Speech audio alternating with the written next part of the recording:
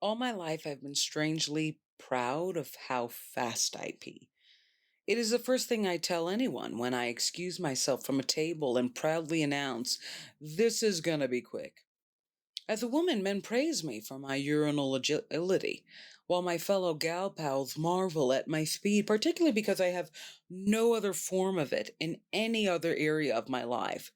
Thus, as I entered the airplane bathroom and did my usual, this is gonna be quick, I had an existential crisis. Why the F am I saying that all the time? Why am I so weirdly proud about my pee speed? One detail you will find is that I'm 100% an overthinker and uncontrollably existential about everything. All I need to do is see a plastic bag on the floor, and I'm in full American Beauty mode, pondering the meaning of everyday life. I mark this detail because my self complimenting pee speed made me wonder why I never praise myself for other qualities, like my intelligence or my ability to survive my father. Normal human attributes that deserve high praise. I've survived familial abuse, hurricanes, traveling the entire world with no savings account, and irritable bowel syndrome. Yet the fast peeing was my emblem of honor that I consistently announced. Growing up Latino, when our family announced they were leaving, they were leaving. Everybody was chilling until your mother promulgated she would leave everyone behind and started the car. It's something I recall as I remember the countless personal items and limbs I broke, racing to the car as if I was going anywhere interesting, like Thailand or the fifth dimension. I one time broke my computer racing to the car my mother had driven down the block, and all we did was go to the grocery store. That's it. I literally smashed my Apple laptop to get some apples. And the come down realization of it all that I had lost for nothing only got saltier as my mother added, I'm not replacing it. My life was defined by the times I rushed to nowhere for someone else and stood by myself in the end. Yet that did not explain the pea pride.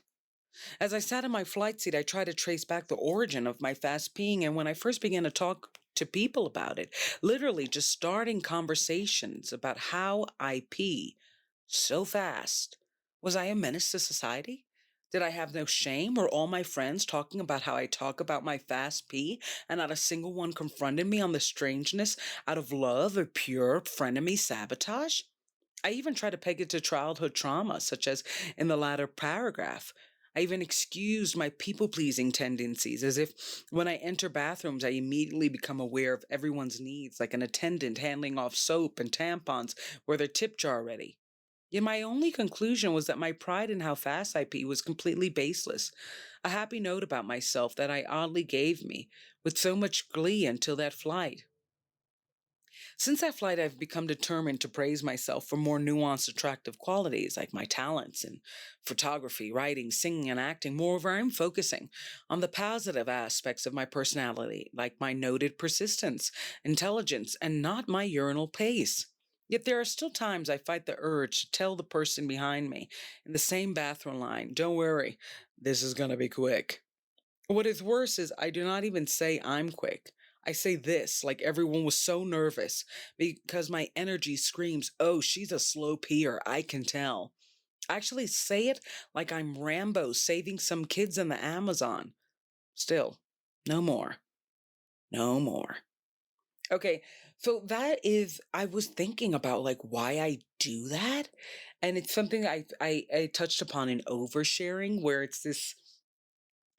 I've always loved self deprecating humor. And in perspective, I think I genuinely do love like self deprecating humor, but I also, it's like 50-50. I also acknowledge that it was a trauma response. Like my mother was always teasing me, always acting like I was, always joking on me. And if I didn't like the joke, then I was humorless. And she would swear she would stop. And then 5 seconds later, she was teasing me again. Cause it was almost like I had to learn that, be the strongest, thickest skinned girl. And Puerto Rican humor is very, her excuse was Puerto Rican humor is very bullying. And but it's very true. Like our humor is very brute, very rough, very funny, very bullying. And then my father, he's as funny as a KKK member. He's so, and I say that because I studied peace and conflict studies, and I basically had to learn the history of hate groups and hate movements and war movements and study the psychology of dictators. And I remember watching this movie, this documentary about the KKK, and they were making jokes about Black people and Jews and even Latinos, and they were not funny. They were just, it's just, it was so like, the jokes were so bad that they just revealed the hate. It's kind of like, and I'm trying to put it into proper words. My father would make fun of my weight, and it's like, just say I'm fat.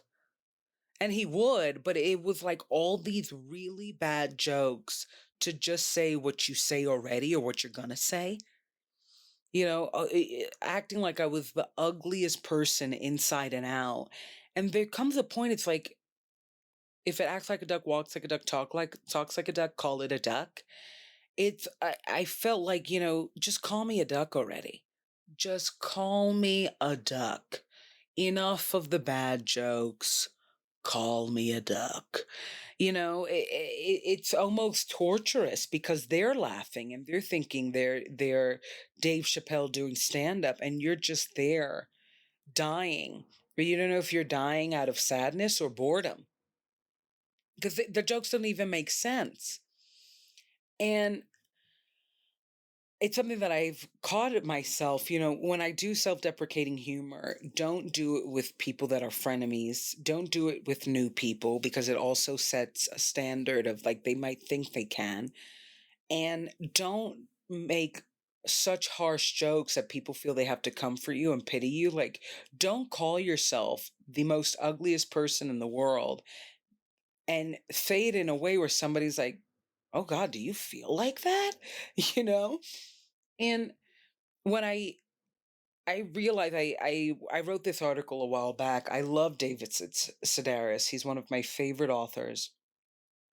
And he has this type of humor. And one thing that I'm trying to learn as a writer in reading other humorists is how to kind of dissect. As an online writer, you get like 250 to 500 words because people's interest just leaves so quickly. Like they really read the first two paragraphs and the conclusion, maybe a few lines in the middle. So I have to be concise, but on the flip side of that, I have to learn how then to dissect one idea into 10 episodes because I have to be so brief in the writing. And what David Sedaris is such a master in is that he can make looking for a t-shirt the most wonderful comical um journey into looking for a shirt that actually is just a symbol of love lost, of love gained. And it's just so fabulous, his writing. And I thought to myself, you know, I did that, and I was reading him at the time, and I thought this would be a really good episode. And then I actually started thinking, why do I do that? And I really do think in some ways, I know I don't think it's my people pleasing tendencies, but now in perspective as I was reading it, I think it is, but it's a weird people pleasing tendency. And it's the tendency, I almost, there's not one place I enter where I'm not thinking about everybody's comfort and trying to make myself look like the most convenient person. Like if something is pinching me, I will genuinely act like it's not. Oh, are you comfortable in the chair? The chair could have a peg up my ass. And I'll be like, no, don't worry. I don't need another one. You know what I mean? Like, and it's so crazy when I think of how wildly people pleasing I am. Because my nature is very generous. My nature is to kind of deal with things. I don't know if my nature is to deal with things on my own, or if I don't know if that's my nature or if that's my nurture or if it's both. I don't know if I just I was so raised to be so independent for multiple reasons by both my parents, my dad's abuse and my mother, just her own exhaustion and trauma, right? That I don't, but there is a part of me that is super independent and loves to just go get what she wants, even if on her own. So when I say that natures and nurtures it both, there's so many parts of me that I'm realizing that in recovery that are great. Like I'm a very adaptable person, but my father's abuse weaponized that against me to becoming like, now I think I have to adapt to BS. I have no boundaries. I'm trying to relearn the art of having a boundary.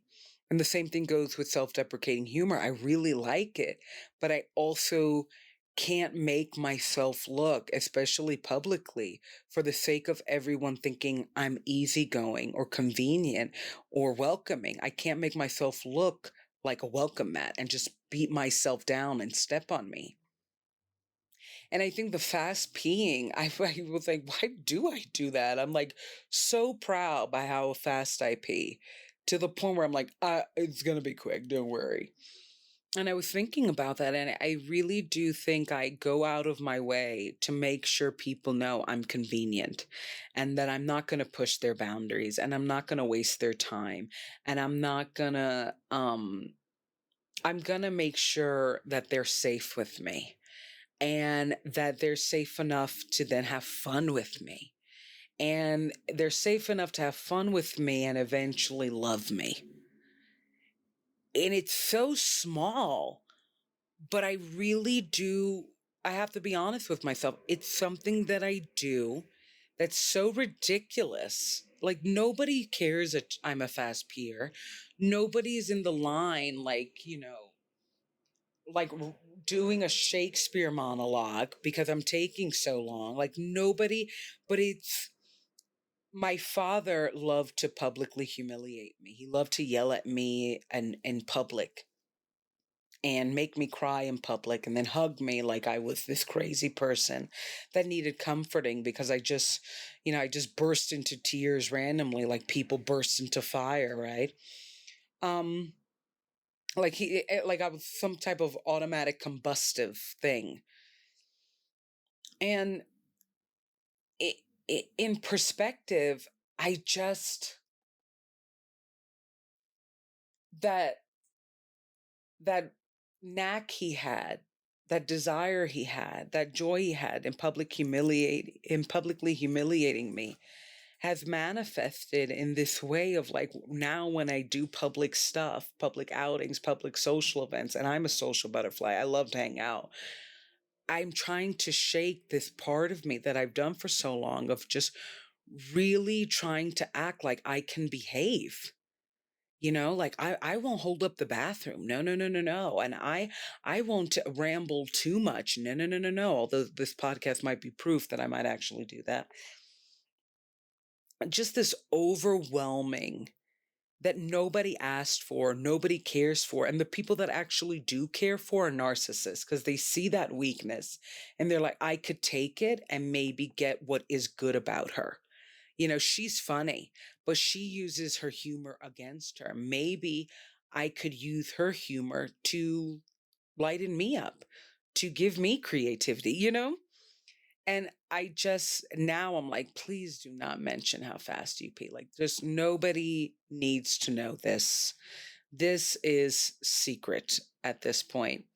And it's just funny how the things we do, especially if we've had, paternal abuse like me or just been in really traumatic relationships, going back into society and trying to build new relationships, it's hard not to see how our most toxic ones kind of fragmented our belief that we can have a healthy relationship, but fragmented how we behave healthily. Like you shouldn't go around telling everybody, even strangers on a bathroom line, how you pee fast. Like, what is this? But yeah, check out daddyrecovery.com. Check out Business Class May 24th. And thank you so much for following and listening to me. And always comment, always subscribe. I'm doing more videos now, so be proud of me. Thanks so much for the love. All right. Bye.